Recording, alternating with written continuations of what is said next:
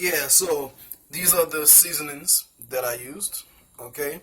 And like I explained before, it's I do eat a little bit of cooked food and a little bit of meat, and I explained why in the other video. Okay, and it's not about so much you eliminating a whole lot of stuff out of what you eat, but it's about incorporating uh, different things into your eating regimen. Okay, it's what you incorporate.